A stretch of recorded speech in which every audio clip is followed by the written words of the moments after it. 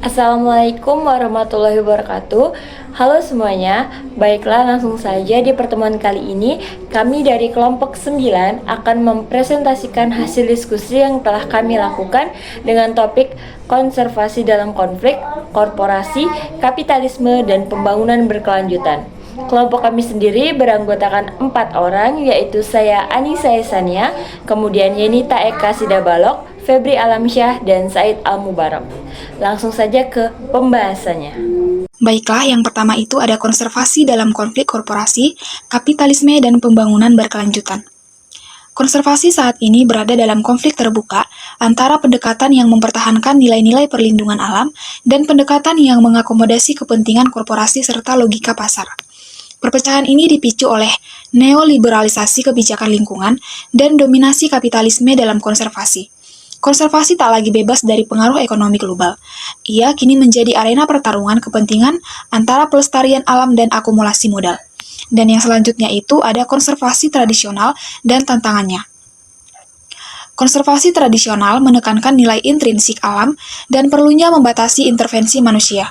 Pendekatan ini dilandasi oleh pandangan bahwa alam memiliki hak eksistensi sendiri. Tantangan utama muncul dari kritik konservasi baru yang menyebut pendekatan ini anti manusia dan mengabaikan kepentingan sosial.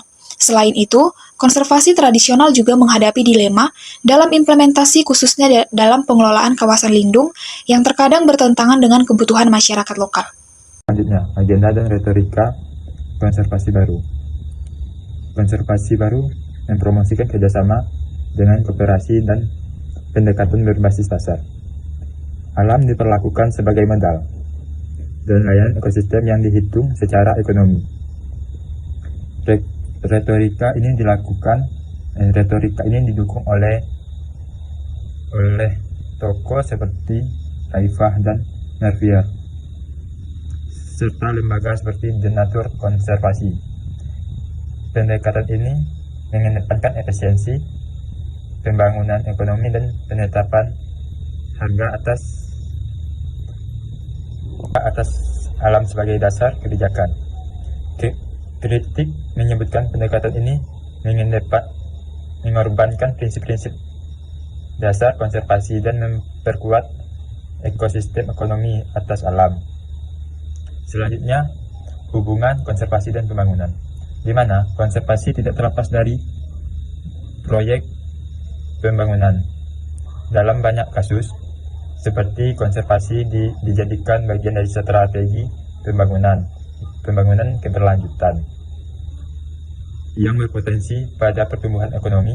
Konsep seperti ini, seperti natural based solution dan development designs, menunjukkan bahwa konservasi disesuaikan dengan kepentingan pembangunan.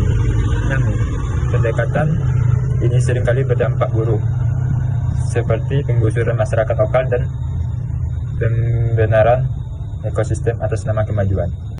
Konservasi, korporasi, dan kapitalisme dan korporasi global semakin mengambil alih arah konservasi melalui pengaruh politik, pendanaan, dan strategi pasar.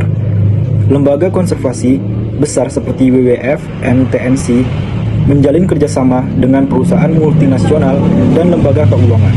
Konservasi dijadikan bagian dari strategi bisnis dan reputasi, bukan lagi gerakan perlindungan lingkungan. Mekanisme seperti pasar karbon dan perbankan biodiversitas memperlihatkan pergeseran konservasi ke arah monetisasi dan spekulasi. Kritik terhadap valuasi ekonomi alam. Pendekatan valuasi alam seperti yang dilakukan dalam proyek TEP atau laporan Dasgupta mengasumsikan bahwa semua nilai dapat dikonversi menjadi uang. Kritik menyebut pendekatan ini mengabaikan dimensi moral, sosial, dan ekologis dari alam. Valuasi ekonomi mempermudah justifikasi perusahaan dengan alasan efisiensi atau konservasi. Konservasi yang seharusnya melindungi menjadi alat transaksi. Dalam logika ini, alam hanya dianggap ada jika bisa dihitung nilainya. Konservasi ke depan, tantangan dan transformasi. Konservasi tidak bisa lagi bergantung pada pendekatan yang hanya mencari keuntungan atau mengandalkan kerjasama dengan perusahaan besar. Cara seperti itu justru bisa memperluas kerusakan alam. Kalau ingin benar-benar melindungi alam, konservasi harus berubah secara menyeluruh. Artinya, kita perlu mengubah sistem ekonomi dan sosial yang sekarang sering merusak alam. Bukan sekedar menyesuaikan diri dengan sistem itu. Konservasi harus memilih kembali melihat alam sebagai sesuatu yang punya nilai sendiri, bukan hanya karena bermanfaat untuk manusia atau bisa menghasilkan uang. Pendekatannya harus adil baik untuk lingkungan maupun masyarakat yang hidup di sekitarnya, terutama masyarakat adat dan kelompok yang rentan. Selanjutnya, studi kasus RSPO di Indonesia. Roundtable on Sustainable Palm Oil atau RSPO didirikan pada tahun 2004 oleh koalisi WWF, Unilever, dan perusahaan sawit besar sebagai respon terhadap tekanan global atas deforestasi dan pelanggaran hak masyarakat akibat ekspansi perkebunan kelapa sawit. RSPO menetapkan standar sertifikasi yang melarang perusakan hutan primer, lahan gambut, dan mewajibkan penghormatan terhadap hak masyarakat adat. Namun, konflik seputar RSPO dan sertifikasi sawit berkelanjutan merefleksikan dinamika ekologi politik yang mengkritik kapitalisme neoliberal sebagai akar krisis lingkungan. Kebijakan konservasi berbasis pasar seperti RSPO yang didominasi korporasi dan LSM global memperkuat relasi kuasa yang timpang. Korporasi mengontrol narasi keberlanjutan sambil mengakomodasi alam sebagai aset ekonomi. Sertifikasi RSPO misalnya menjadi alat legitimasi bagi korporasi untuk memperluas monopoli lahan, sementara biaya sosial ekologis seperti penggusuran masyarakat adat dan degradasi gambut dialihkan ke kelompok rentan. Proses ini mengabadikan akumulasi melalui perampasan atau accumulation by dispossession, di mana sumber daya alam direbut dari masyarakat lokal demi kepentingan akumulasi modal. Negara turut berperan sebagai aktor kompromistis misalnya melalui kebijakan tata ruang yang mengaburkan batas konsesi dan penggunaan data geospasial yang bias dan yang mencerminkan kolaborasi negara korporasi dalam proyek pembangunan ekstrasif. Ekologi politik mengungkap bagaimana skema sertifikasi seperti RSPO merupakan bentuk hegemoni neoliberal yang mereduksi keberlanjutan menjadi standar teknis voluntaris, bukan transformasi struktural. Sertifikasi menjadi topeng hijau yang memfasilitasi perluasan pasar global sambil mengabaikan akar masalah seperti ketimpangan akses terhadap sumber daya dan dominasi sistem kapitalis yang eksploitatif.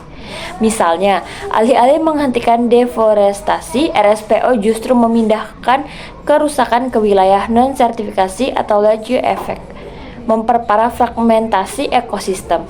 Resistensi muncul dari masyarakat adat dan gerakan sosial yang menuntut keadilan ekologis seperti protes terhadap perampasan lahan di Kalimantan dan Sumatera, di mana masyarakat menggunakan pemetaan partisipatif untuk melawan klaim korporasi.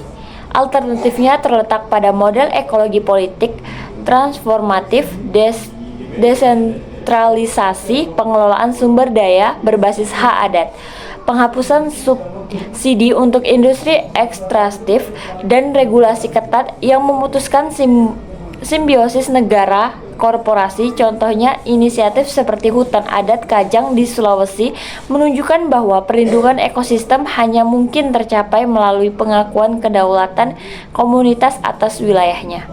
Analisis ekologi politik menegaskan bahwa konflik sawit bukan sekedar isu lingkungan, tetapi perebutan kuasa atas ruang, sumber daya, dan narasi keberlanjutan itu sendiri. Dari semua yang telah kami jelaskan tadi, dapat ditarik kesimpulan bahwa konservasi hari ini bukan hanya soal menjaga alam, tetapi juga soal siapa yang mengendalikan arah dan tujuan dari konservasi itu sendiri. Pendekatan konservasi baru yang didorong oleh kepentingan ekonomi dan kerjasama dengan korporasi telah menggeser makna konservasi menjadi alat pasar. Alih-alih melindungi alam dari eksploitasi, konservasi justru berisiko menjadi bagian dari sistem eksploitasi itu sendiri. Nilai alam tidak bisa sepenuhnya diukur dengan uang. Perlindungan alam yang sejati membutuhkan pendekatan yang berpihak pada keadilan sosial, menghargai nilai intrinsik alam, dan berani melepaskan ketergantungan pada logika pasar dan kapitalisme. transformasi konservasi adalah keharusan dari sekadar mengelola dampak menuju perubahan sistematik yang menyeluruh dalam relasi manusia dengan alam. Baiklah, itulah tadi hasil presentasi dari kelompok kami. Kurang dan lebihnya kami mohon maaf, semoga bermanfaat. Terima kasih. Assalamualaikum warahmatullahi wabarakatuh.